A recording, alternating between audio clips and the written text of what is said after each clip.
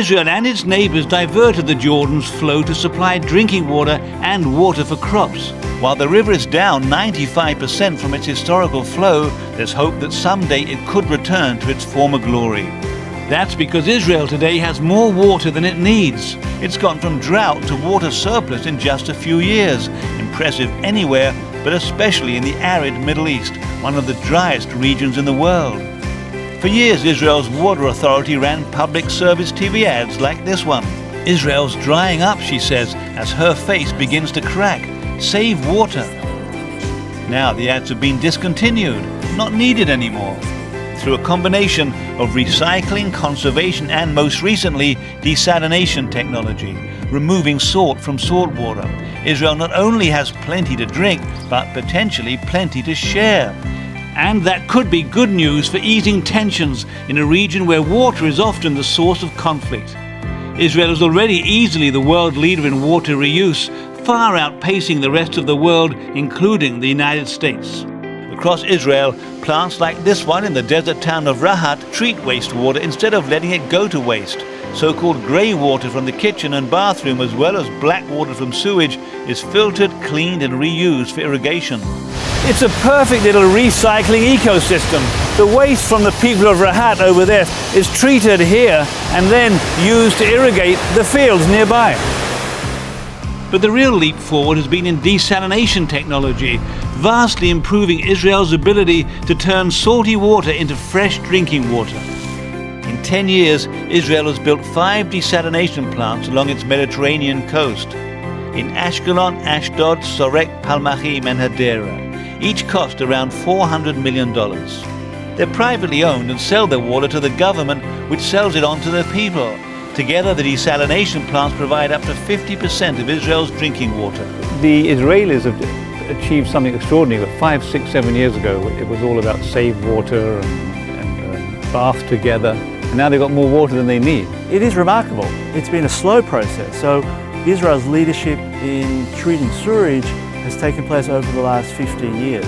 The breakthrough has been in the development of membrane technology for desalination, because that breakthrough in technology dramatically reduced the cost of desalinating seawater. From about $1 a cubic meter to about 40 cents. Exactly, to less than half the cost.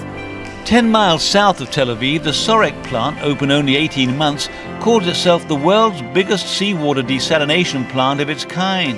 It can produce more than 600,000 cubic meters of drinking water a day, enough for 1.5 million people, almost a fifth of Israel's population. Avshalom Felber is CEO of IDE Technologies, which built the Sorek desalination plant. This is where the water from the Mediterranean enters the plant. Exactly. Under here, there's a deep pit going about 70 meters down, where all this water is collected and it comes by gravity from the sea, just under sea level. The pumps here lift it from here, from this pit, to the pre-treatment area. From pre-treatment, the water moves through a series of smaller and smaller screens and filters. Then the water's piped into this complex of buildings, where a fine membrane is used to remove the last bits of salt and other minerals. There's about 2,000 pressure vessels here that shoot water down through the membranes at a pressure of 70 atmospheres. Halfway down, the water becomes drinking water. The desalinated water finally passes through these pipes to enter Israel's water grid.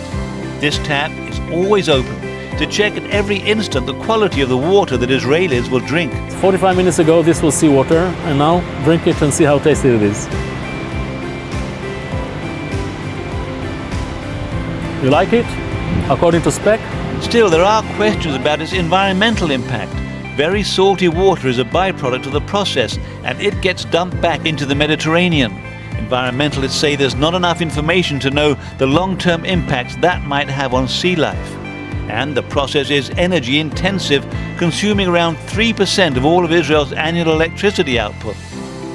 As everything here is politics, Israel's new water independence could yield political progress, though historically that progress has been slow. Well, the biggest problem is the mindset has been all or nothing. For the last 20 years, the negotiations in the peace process have been either we agree on all 5 final status issues of the peace process, water being one of them, but Jerusalem, settlements, borders, all we agree on nothing. And therefore for 20 years, we've agreed on nothing. Water's often caught up in wider political debates. For example, we visited the planned West Bank Palestinian city of Rawabi, where there was a delay for a year and a half over disputes about water. The Israeli Prime Minister cut through the red tape this year and promised to open the tap this spring. Still, in the past, the Israelis have used water to prevent conflict. In their 1994 peace accord, Israel agreed to provide Jordan with 5% of its annual water needs at cost, and that's been increased to about 7% just because Israel can. And water experts like Bromberg hope Israel's government will use its current water surplus to extend the same generosity to the Palestinians living in the West Bank. We can move forward on water today, and every Palestinian can turn on their tap and have water flowing. In fact, the Israeli government has agreed in principle to sell the Palestinians 20 to 30 million cubic meters of its desalinated water, enough to supply drinking water to the West Bank for about 8 months. Water officials from both sides say they're eager to work together. The head of the Israeli Water Authority's Desalination Division, Avram Tenner. We, as the water people, we do speak together. We don't wait to have committees to meet together. We meet many times, even during all kinds of wars, all kinds of conflicts that we have with them. Water people are talking all the time, meeting all the time, and sharing information all the time. Palestinian Water Minister Mazen Ghanem. We have nothing against the Israeli side. What we want exactly, just to help our people. Today, Israel's challenge is to do all it can to secure its water independence and to use that independence to build bridges with its neighbors.